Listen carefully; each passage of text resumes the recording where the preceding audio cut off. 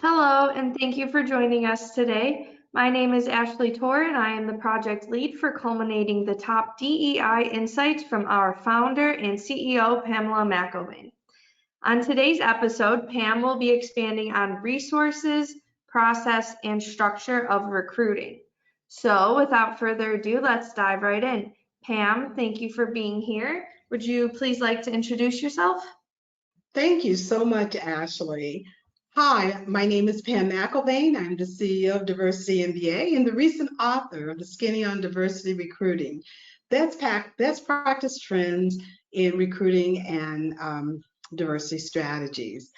So I'm excited to be here with you today and engage in a dialogue about what we can do with recruiting resources. Awesome. Well, let's get started. My first question for you is, can you explain the current trends in resource allocation and how companies should be budgeting if they want to successfully recruit diverse teams? Oh, that's a loaded question. I guess we do talk about that. So, when I think about, the resources, one of the things we know that diversity, equity, and inclusion, 90% of those budgets come out of what we call the people office, the chief human resource officer's budget or the human resource budget. And so when we're thinking about, so we think about recruiting and talent acquisition and specifically diversity recruiting, which a lot of times there's either a dotted line with those budget items, or it comes right out of the diversity budget. So when we're thinking about resourcing, talent acquisition, where it really aligns its strategy with diversity, equity, and inclusion strategy, where you have dedicated recruiters that typically come out of talent acquisition or they come out of the diversity area and then paid for by either diversity or talent acquisition. I would recommend that organizations actually, those line items should come out of talent acquisition with a strong dotted line to diversity, equity, inclusion to best leverage the people in DE&I.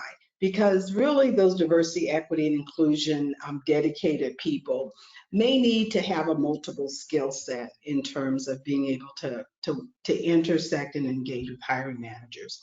Also, we find that in budgeting, when we look at the resources around, financial allocations, we find the most autonomy, that's I would consider a leading practice, is where the DEI budgets are able to stand alone, where diversity officers and departments are able to assess and really be able to create the kind of expense budgets that aligns to business, clearly the business development and clearly business outcomes, where they have their own budget goals and expense line items. I believe this then becomes, including the entire enterprise, becomes the most effective way to resource those divisions. But right now, where most of them come out of human resource departments, that I believe the people side of the resources, the human capital side, should be allocated from talent acquisition with a dotted line to diversity, equity, and inclusion. I hope that made sense to you in terms of me explaining, the complexities of the budgeting process, just trying to narrow that down. Did that make sense, Ashley? Yeah, that did. That was a nice way to explain it. Thank you. Thank you. Moving on, I would like to go into the process of recruiting. And it seems like recruitment processes can be overcomplicated, which hinders the results that companies are looking for. So what are your insights on what companies should focus on in order to simplify their processes? Yeah, another good question, and where we go, do a deeper dive in the book. But to your point, yeah, the recruitment process is really, while very structured in terms of the way they're set up today, and really focused on, numbers. Can we achieve these numbers? Do we have systems in place that count applications, that count candidates for hire, but not really being able to effectively measure the success process and not being able to identify biases in the process where you can eliminate those biases. So I think when I think about the recruitment process, you always want to think about from the decision part, who's going to make the decision. You have HR managers, you have people managers, you have senior leaders, you have peers that may be involved on the team. But when we look at our steps that we're talking about in terms of our recruiting application process, I like to think about it in very, very specific terms. So when you have an open job of requisition, as they're called, being able to simply say, okay, here's our open recs. How many potential applicants do we want for this rec that are qualified? Do the systems that we're identifying to use mitigate bias, or do they enhance bias in what we use? How are we both leveraging our open requisition to be used internally and externally? The next piece that I think about is identifying your application pools. Where are we going to basically requisition our application? Clearly, you have your partners. Clearly, you have your internal referral systems. You also have your university partnerships, as well as your organizational partnerships, and then the general marketplace with many, many different technology tools to leverage what that talent pool outreach is going to be like. Make sure you have in place your top, metrics to track. What are the top 5 metrics with all the sourcing that you're doing that you're going to track? I really think that we don't spend enough time in really paying attention to that, because the other reason around tracking is going to help us identify the biases, once again, that are embedded in talent acquisition. And then the third one is the pre-screening process, which we know is primarily systematic. For the most part, most pre-screening happens through coding. Got to be real careful with the algorithms that actually eliminate certain both ethnicities and genders. So you really have to be careful with the pre-screening tools that you use, and consider AI. As I know we're going to talk about this later, but consider, if you're going to invest in anything, consider the investment in the enhancement of the tools as it relates to pre-screening. And then your actually candidate interview. So we know today, now in the hybrid situation, candidate interviews have always been critical. However, we really gotten away from, well, let me just say this, it's really difficult to interview absolutely everyone, but the algorithms and the pre-screening process, I tell you, it's heavily biased, and we have to be careful, particularly, just because of who we have doing it. 80% of the recruiters are white Americans, and then you have an inherent lens. Not that folks mean to do something that's not legit, that's not right or validated. It's just that biases will seep through on a normalized basis. So we want to make sure that your candidate selection process is using and leveraging your employee resource groups, your reverse recruiting teams, that includes your hiring managers, recruiting panels that you create that can go across disciplines and across generations, as well as different levels within the organization. So the candidate screening process, and coupled with the requirement of diverse slates, we really want to make sure that you are in increasing the lens as much and expanding the lens as much as you can. And then finally, making the offer and understanding when you extend the offer, why they accept it. Of course, it's a good opportunity, but then if you extended the offer and they decline, why did they decline? Taking that opportunity to learn from, why we're declining, why we do not want the this particular position, so you can learn from those folks.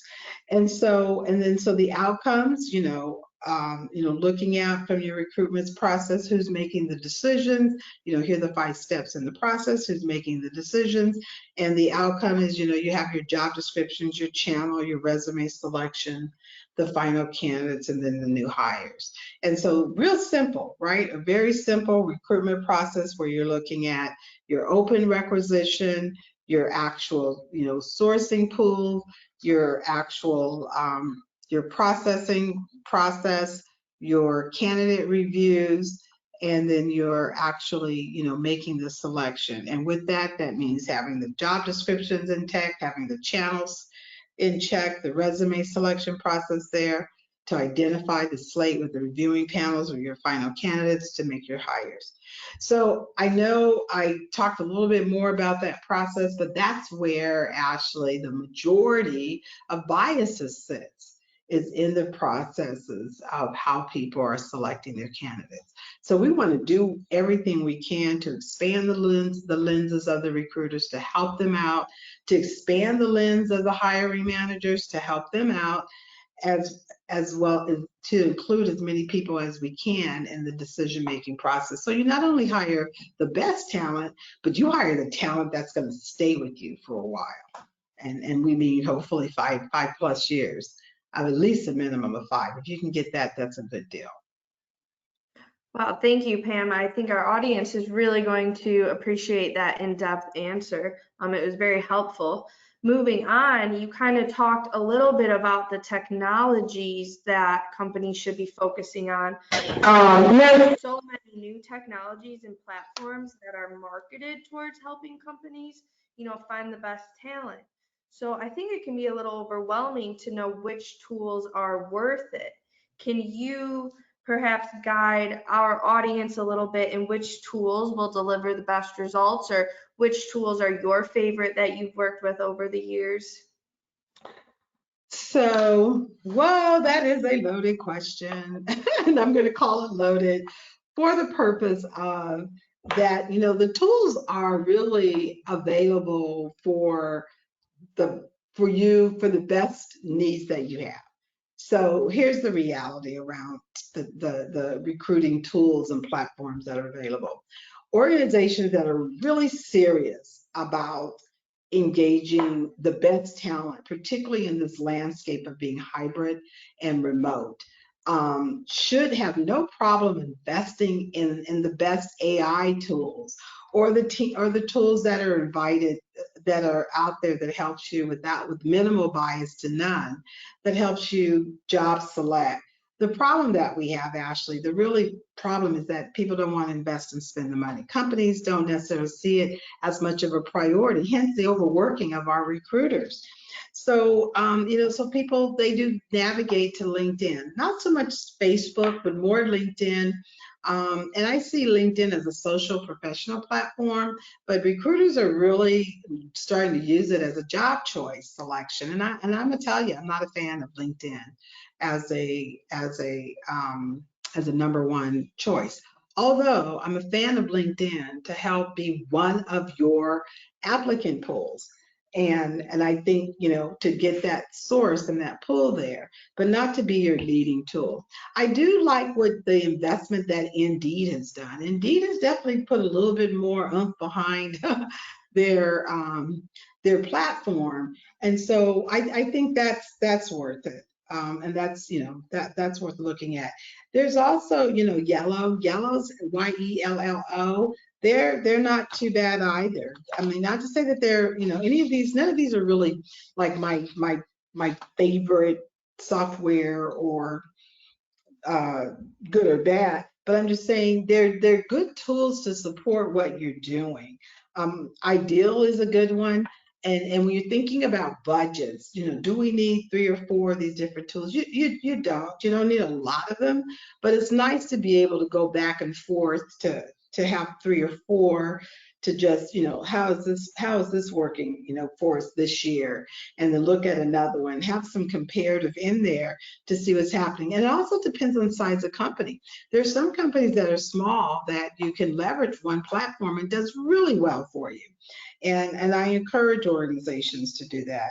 There's some that are the very large ones that are already integrated with Google. Go ahead and use the platforms that Google offers, since you're already spending all the money with them.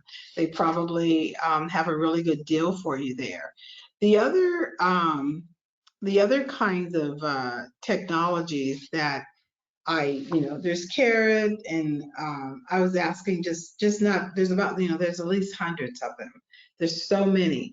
And so I would say, when you're thinking about, what do we want to look at? I want to look at the ability of this platform to help me reach my talent pools. I want this platform to be able to identify key competencies and proficiencies I need for the candidate. I want it to help me with the job selection as it relates to identity. If it can help me encourage people to self-identify, both by gender, ethnicity, and identity, and that would be great. To teach that we're a safe environment.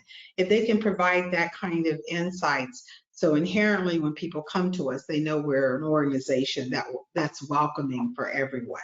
I really, so try to ask yourself the questions that you want your platform to do, and then tweet out the ones that don't. How does this platform ensure that biases are mitigated?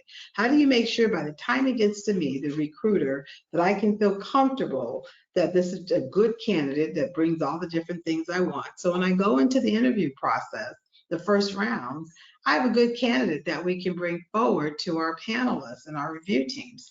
So, so it's not just, what are the great technologies? What do I need technology to do for me?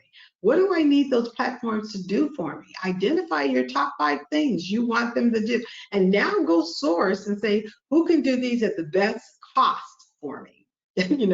Who can provide these things? And then also look at your own existing systems to see where you need to tighten up your own people management system, because one of the #1 sources should be your existing talent. You should be able to look and mobilize your existing workforce and have a tech tool that allows you to see what skills people are actually taking and enhancing. So it is a two-way street, in that you, as a recruiter, recruiting team, talent acquisition department function, should know what are the top 5 things we value in the tool, and then go out there, and look at about 10 tools and say who offers the best one, and then do your comparative analysis around cost and pricing, and then it becomes your commitment. Your commitment in terms of what the investment to the tool will be. Right now, everybody wants free. And, so what they say, what you get, what you pay for. So if you don't pay for much, you might not get much. Well, thank you. That's what to say to that one. Huh? Thank you, Isa. That was great. So, I'm sorry, were you asking a question? No, go ahead. Yeah, I was going to say, so with that, I think, with the, you're asked about the resources, the structure, the process with the tools. I mean, that's pretty much what the chapter 5, in the insights in the book I'm talking in my book. So really we want people, to really, to take a deeper dive and be serious about what you're using, to help you make your decisions in hiring candidates. Well, thank you for taking the time to help our audience understand how to build their successful recruiting plan. I hope you have a great week, and I encourage our audience to join us on next week's episode, where we're going to stay on this path of recruiting diverse talent and go a little deeper into the conversation. And thank you, Ashley. I'm Pam McElvain, CEO of Diversity MBA Media, author of Skinny on Diversity Recruiting, available at PamelaMcElvain.com as well as on Amazon.com. Have a good day.